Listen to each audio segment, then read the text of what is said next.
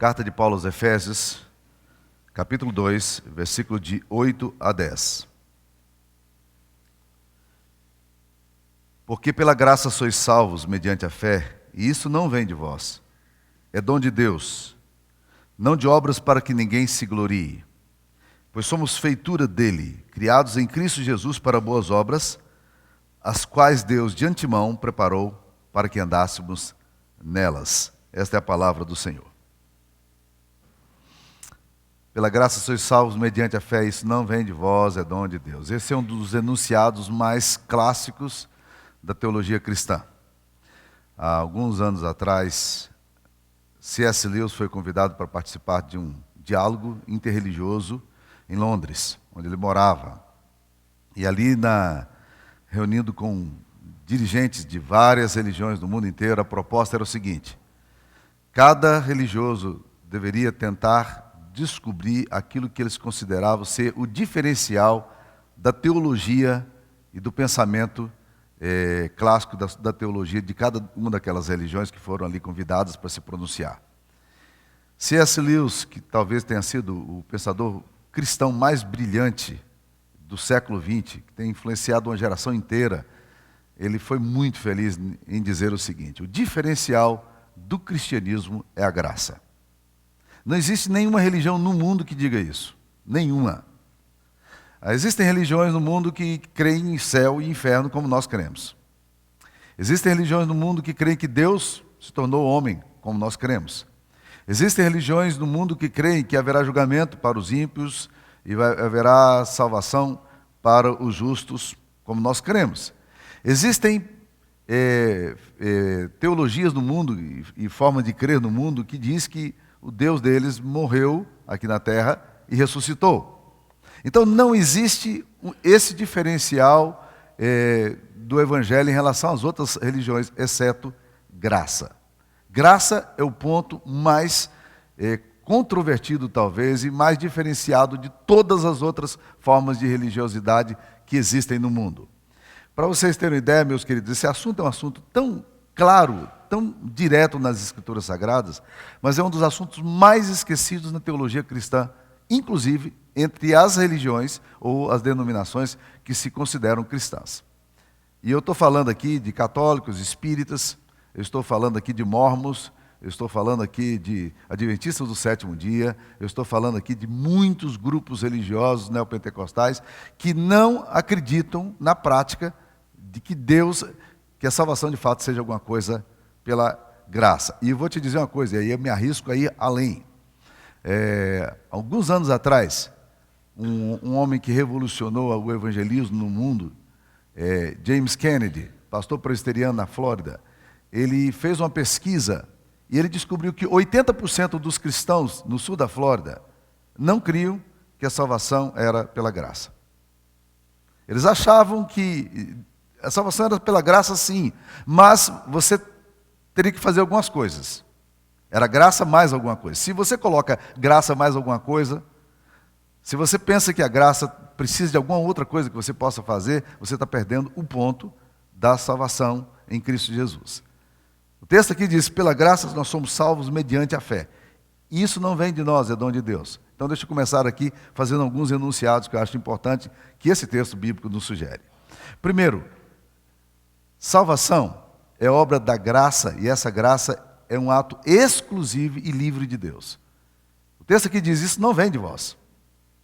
Não é de obras para que ninguém se glorie. E é curioso, porque o texto aqui está dizendo claramente: você não gera esse tipo de coisa. Salvação não é alguma coisa que brota de você. Tudo provém de Deus. Nada de merecimento. Não vem de nós. É obra de Deus. E para elucidar esse ponto, talvez o melhor texto das Escrituras Sagradas que a gente tem é o apóstolo Paulo, quando vai desenvolver esse pensamento de uma forma mais aprofundada, em Romanos, capítulo 4, que ele fala de um dos personagens centrais da teologia judaico-cristã, que é Abraão, o patriarca, o homem a quem Deus chamou para formar uma nação em torno dos seus descendentes. E a Bíblia diz o seguinte: o apóstolo Paulo, em Romanos 4:1, faz a seguinte pergunta: que pois diremos ter alcançado Abraão, nosso pai, segundo a carne? Pois se Abraão foi justificado por obras, tem de se gloriar, porém não diante de Deus. Pois que diz a Escritura? Abraão creu, e isso lhe foi imputado, foi atribuído para a justiça. Ora, ao que trabalha, o salário não é considerado como favor, e sim como dívida. Mas ao que não trabalha, porém crê naquele que justifica o ímpio, a sua fé lhe é atribuída como justiça. E assim também que Davi declara ser bem-aventurado o homem a quem Deus atribui justiça independentemente de obras. Presta atenção que o texto aqui está falando de atribuição, Deus atribuir justiça, Deus imputar justiça. Não existe justiça em você, Deus dá justiça em você. Essa é a obra exclusiva de Deus. E é Deus quem faz exatamente isso aqui. E ele faz uma pergunta: Abraão trabalhou para ganhar a salvação? O nosso pai na fé, ele desenvolveu um pensamento de uma forma tal, ele viveu uma vida reta de tal forma que ele realmente mereceu o céu, porque ele foi uma pessoa que fez tudo certinho. Ele disse: não, se era trabalho, não é graça. Se ele trabalhou para isso, ele recebe salário. Quando você trabalha na sua empresa e você recebe no final do mês o seu salário, ou se você paga os seus funcionários um salário no final do mês, você foi uma pessoa justa ou você foi uma pessoa graciosa? Óbvio, a resposta é: eu fui uma pessoa justa. Eu paguei aquilo que eu combinei que pagaria. Então você não foi uma pessoa graciosa, você foi uma pessoa justa. Deus não é justo contigo. Porque se fosse justiça, o resultado seria condenação. Deus é gracioso, Deus não nos trata, e a Bíblia diz isso de uma forma clara, Deus não nos trata consoante a nossa justiça. Deus nos dá isso livre, Ele quem nos dá, é graça. E se é graça, não é mérito, e se é mérito, não é graça. Se é salário, não é graça. E se você está ganhando o céu, por alguma coisa que você faça, Deus não está fazendo nada mais, nada menos do que ser justo com você, porque você mereceu o céu. Então, essa declaração é uma declaração extremamente forte. Graça é ato livre de Deus. Agora, preste atenção que o apóstolo Paulo vai falar aqui, não é de obras para que ninguém se glorie. O problema da salvação pela graça é que a salvação pela graça mexe com uma coisa muito profunda no nosso coração, que é a questão do orgulho. Eu me lembro de uma vez uma pessoa dizendo ao pastor dela, e ela estava brava, ela disse, depois de um sermão sobre a graça, ela virou para o pastor dela e falou assim: eu não gosto muito desse negócio de Deus ser gracioso, não. E o pastor levou um choque. Como assim? Ela disse: não, se Deus faz as coisas por graça, então Ele não me deve nada. Apesar da indignação dela, ela estava certa. Deus não lhe deve nada mesmo, é isso mesmo que a Bíblia diz. Não é de obras para que ninguém se glorie. Ninguém vai poder olhar para Deus e dizer: Deus, olha, eu fui um cara performático, eu trabalhei tão bem, e agora eu recebo um prêmio da salvação. O Senhor me dá esse prêmio porque eu tenho direito nele. Não é assim que você vê muitas vezes os atletas conquistando suas medalhas? Está aí as Olimpíadas chegando, né? Olha para o Usain Bolt, olha para o James LeBron, do basquete, olha para Cristiano Ronaldo. Quando eles obtêm a vitória, eles chegam diante, e o Cristiano Ronaldo, algum tempo atrás, depois de ter classificado a seleção de Portugal, ele virou e falou: eu estou aqui, eu sou o cara, então eu mereço porque eu sou bom, né? Você não vai poder chegar diante de Deus e dizer: eu sou o cara, você deve estar impressionado comigo, com a minha performance, eu fui fantástico e agora abre esse céu, porque é um direito meu. O texto diz: não é de obras para que ninguém se glorie. Ninguém vai poder bater no peito e dizer: pai, eu estou aqui, quero entrar porque eu tenho direito para entrar aqui. Isso é um prêmio. Não. A Bíblia deixa bem claro que ninguém vai ao céu por esforço pessoal. Não é uma conquista, é uma graça. Não é porque você é capaz, é porque Deus fez isso por você. A Bíblia nos diz que a lei do Antigo Testamento foi dada por Deus para orientar as pessoas para a salvação. A lei foi dada para a vida. Sabe o que aconteceu com a lei? Se você volta um pouquinho em Romanos, você vai entender o que aconteceu com a lei. A lei se tornou, ao invés de instrumento de vida, se tornou instrumento de morte. Sabe por quê? Porque a Bíblia diz, no capítulo 3, 19 de Romanos, o seguinte: ora, sabemos que tudo que a lei diz aos que vivem na lei, o diz para que se cale toda a boca e todo mundo seja culpável perante Deus. Olha que coisa interessante. A lei foi dada para a vida, mas a lei se tornou o quê? Condenação. Por quê? Não porque a lei fosse um problema, não porque a lei tivesse alguma deficiência, mas porque nós, que deveríamos praticar a lei que Deus nos deu, não damos conta. E sabe o que aconteceu? A lei nos condena de uma forma tal que agora, diante da lei, todos nós somos culpados perante Deus. E a Bíblia diz, para que se cale toda a boca, para que todo mundo fique assim, ó. Não tem o que dizer. E é interessante que quando você vai lendo a palavra de Deus, no capítulo 3, versículo 28, ele diz assim, de Romanos, concluímos, pois, que o homem é justificado pela fé, independentemente das obras da lei. E ele diz mais, quando ele começa a perguntar sobre a questão das obras, daquilo que o homem fala, ele fala, onde é que está a jactância? Onde é que está o orgulho de alguém poder chegar diante de Deus e dizer, eu conquistei?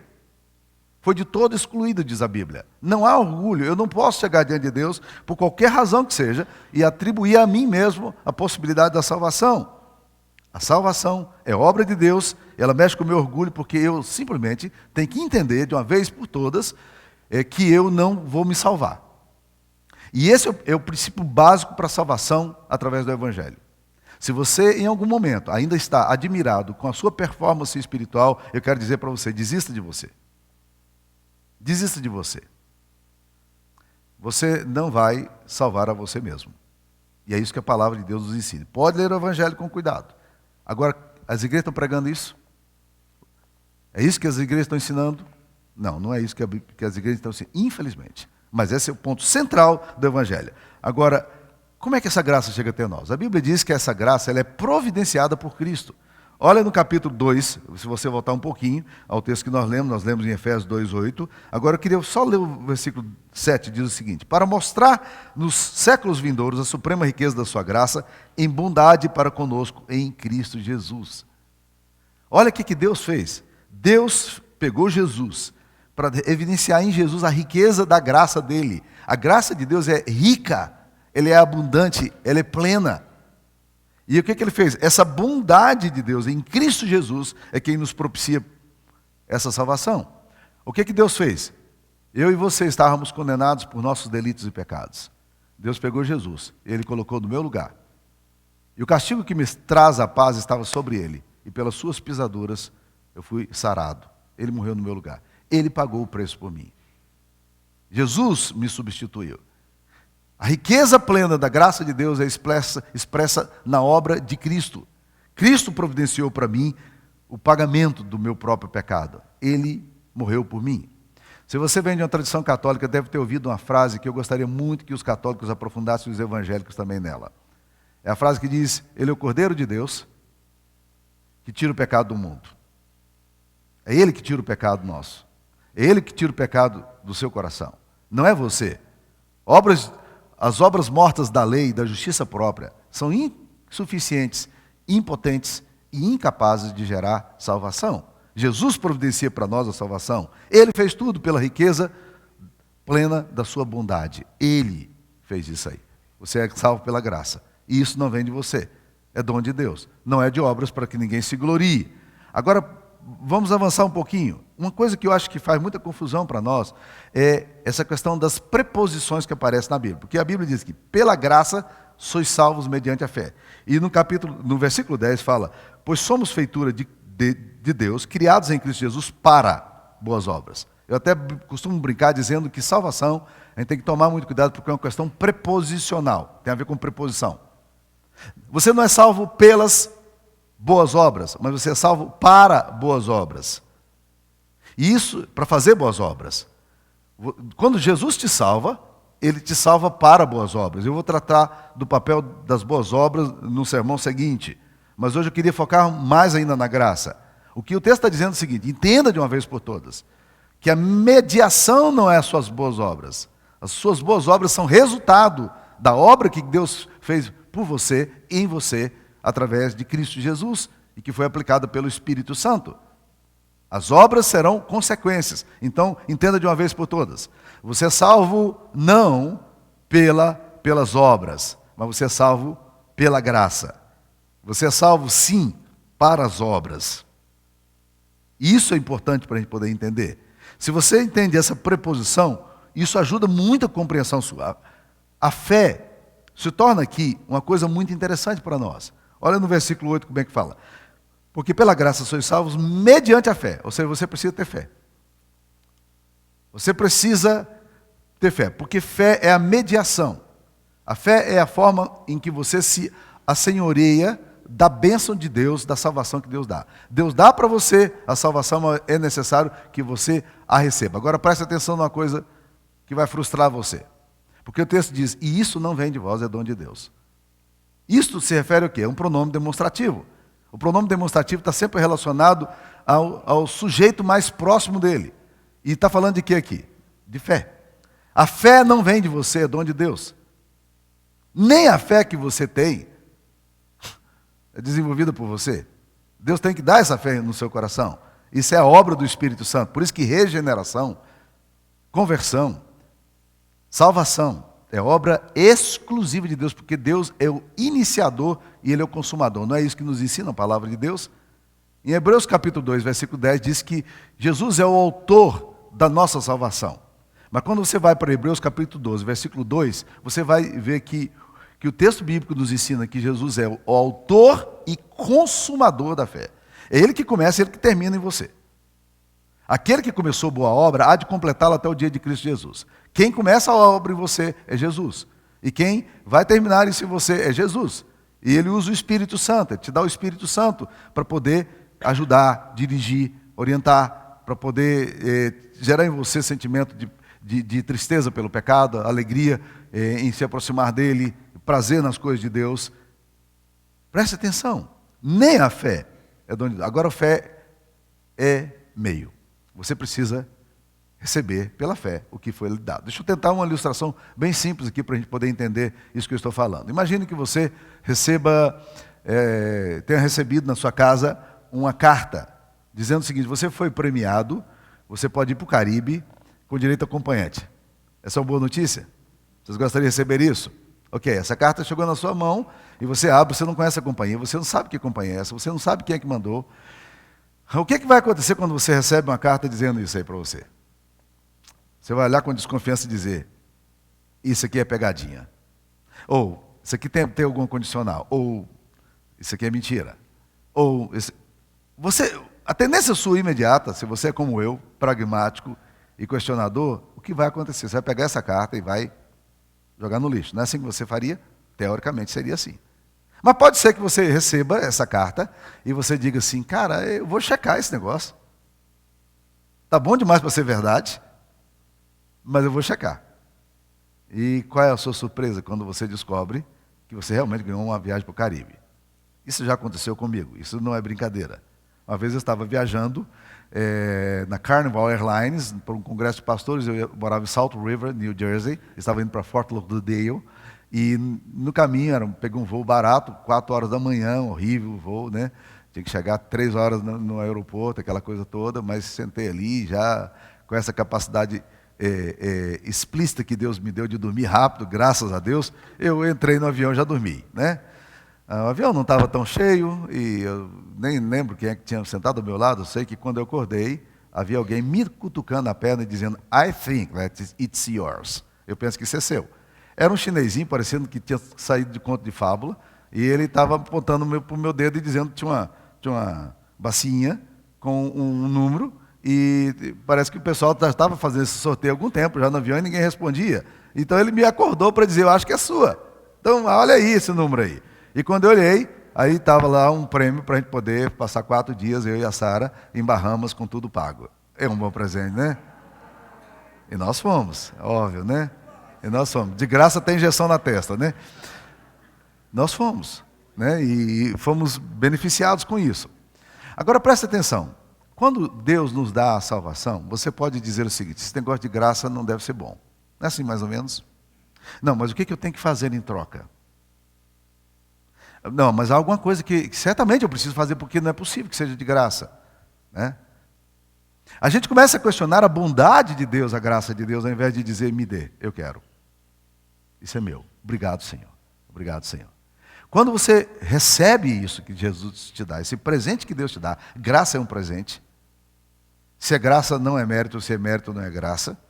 Quando você recebe isso, você começa a descobrir a maravilhosa graça de Deus por você e quanto Ele amou você. E é isso que Deus fez por você. Deus lhe deu um presente maravilhoso. A salvação em Cristo Jesus. É para você. Ele morreu por você. Ele assumiu o seu lugar por você. E Ele lhe deu esse presente. É graça. É graça. Então receba isso que Deus tem lhe dado. Olhe para essa graça e diga assim, que coisa maravilhosa. E olha, deixa eu dizer uma coisa, a graça não tem nem si e nem mais. Porque o que está acontecendo muito em muitas religiões?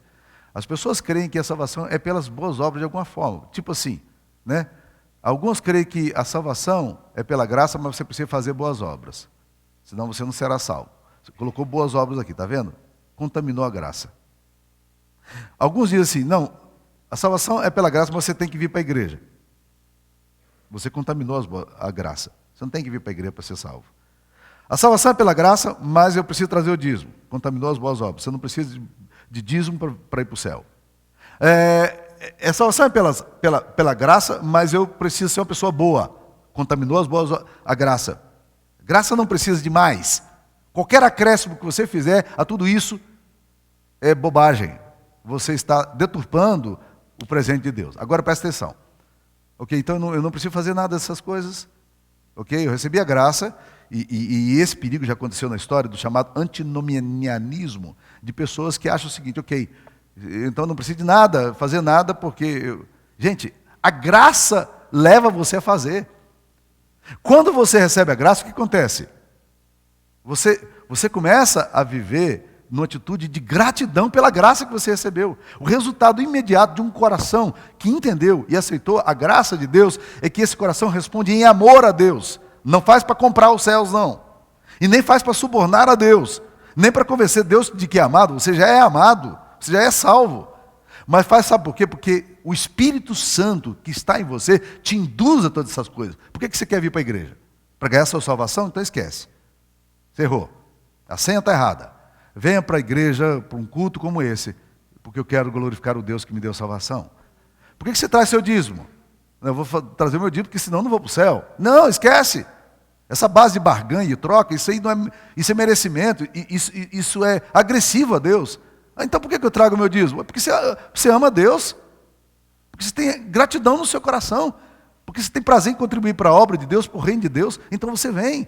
Por que eu tenho que produzir boas obras? Porque isso para mim é coisa de quem ama a Deus, de quem vive em santidade.